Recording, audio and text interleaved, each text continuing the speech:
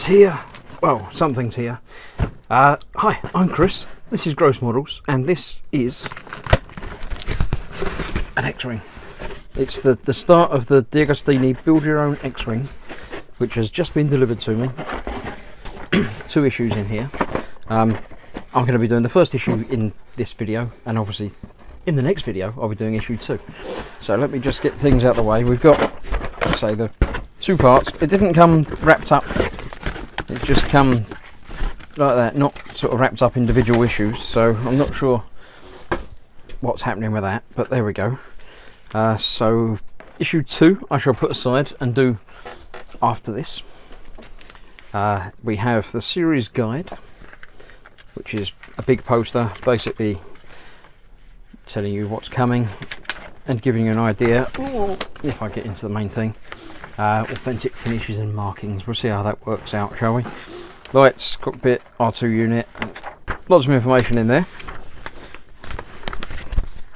and exclusive gifts for subscribing. The upgrade to the premium subscription for only £1 extra per issue. So for £99 you can get some boxes, a couple of dudes, some wires, and a couple of, yeah, I'm not doing that. That's throwing money away. There's no point in that. Any of this could be scratch built relatively easily. If you want to bother doing it, then yeah, but no. So let's put that and issue 2 out of the way. As well as that, we have the blueprint, which I've already got one on the wall, so I'm not going to worry about that at the moment either. We have issue 1. Let's have a quick flick through. Before I do, and before I get all this open, I have here from the original test run, issue 1 and the canopy piece, and from the second test run, issue 1 and the canopy piece. Now there are notable differences between the 2 of these, as even the not so eagle-eyed amongst you may have noticed. The scale is different.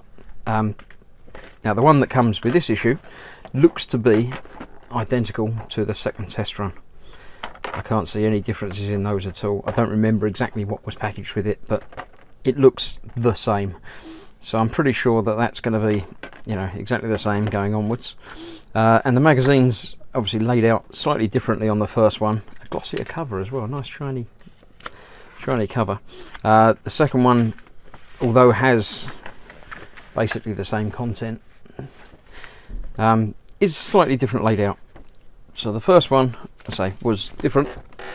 The second test run looks to be identical to the actual release version in both parts and in magazine. So no shock, no surprises there. Telling you the same parts are in part 2 and part 3. So without any further ado, I'll get this out of the packet, and we'll see exactly what we got and what we've got to do.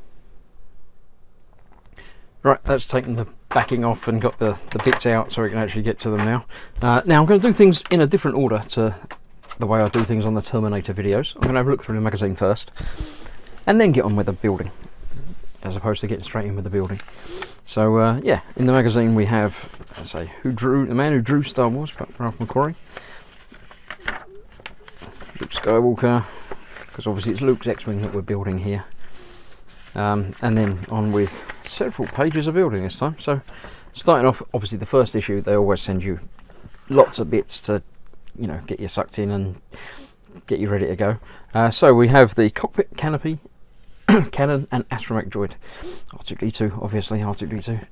And so, without any further ado, no ado-ings at all, let's get on with what we've got and see what we're doing. Assembling the cockpit canopy is this issue.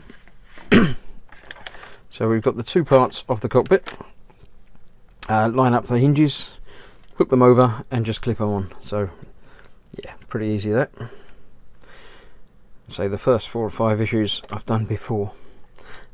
First 4 issues I've done 2 times previously. The second test run ran to 5 issues. So to be honest, until I get the 6th issue, I'm not going to be 100% sure that this is going through, really happening. So we'll see. Pushing it through, that's it. Keep it safe until the glazing and fit the canopy to the hull. So that was that. That was nice and easy. So I'll put that aside. Let's just bring in, yeah, they're exactly the same. No differences between them whatsoever. But I'll keep them separate so we know what we're doing anyway. So this is the new one. I'll put that to one side. Start by getting the 3 sections of the laser cannon. That one, and that one. That's really difficult to get out. There we go.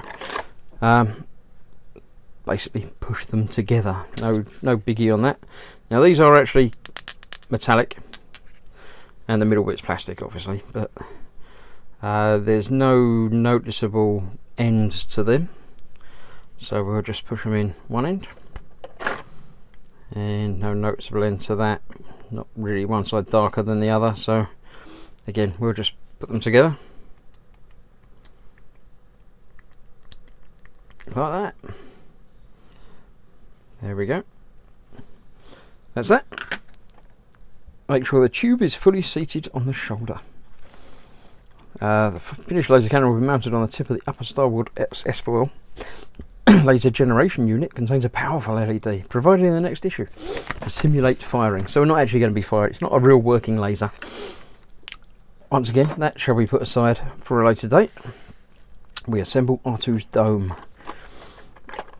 So this is the bit that's going to be fun. We have a dome and 3 bits on a sprue, and they are labelled 1, 2 and 3. Who'd have guessed it? Carefully snap the first one off the sprue. Now it doesn't say to use any cutters or nippers, and obviously the bits that we're attaching in are just being pushed in. So snapping it, as far as I can tell, is allowed. Fit it onto the dome this way round, it says. So let's see. Because obviously that comes off at an angle. Make sure that angle goes that way, and that goes in there.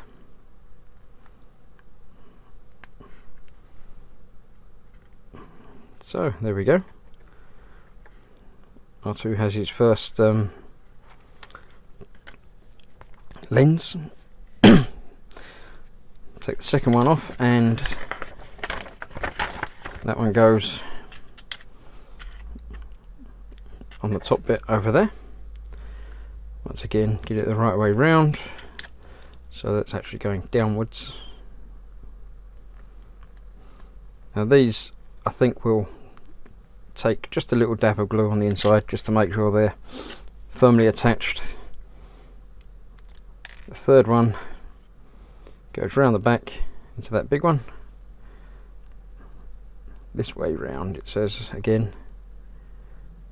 Although this one doesn't have an up and a down, it's just got that way round. So there we go. It should look like that on the completion, and yep, it certainly does. So far so good. How your R2 goes together. Right, so we're building the rest of R2 now, or at least a little bit of him, because we haven't got all the bits for him yet. We have the LED, a small. Where did I put my tweezers? You should always put your tools away when you finish with them, because otherwise you lose them. Okay, parts provided this time include, alright, keep the dome and the other pieces safe until you're ready to continue putting them together, because obviously we've only got the front, not the back. So yeah, that is all the building for this issue. So we'll put all these aside until the next issue, which I've actually got over there anyway, so it's not a big wait for that. I shall be doing that momentarily. Now the problem with the original R2 and the second one was some light blocking, because you've got this LED that obviously lights up the little eyes and things on there, which are clear parts.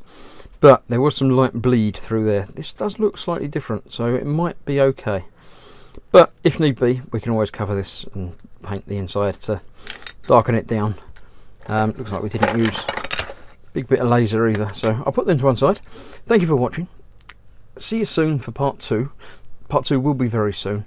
Now the way they're doing this, or the way they say that they're doing this so far, they're actually sending out only 2 issues for the first 7 months. Not 2 issues total, 2 issues each month for the first 7 months, and then it will be 5 issues every 5 weeks. Very strange way of doing it, but not a problem. So there'll be 2 issues soon, and then a long wait until 2 more. But we'll get there. Thanks for watching, stick with you, and I'll see you soon for part 2.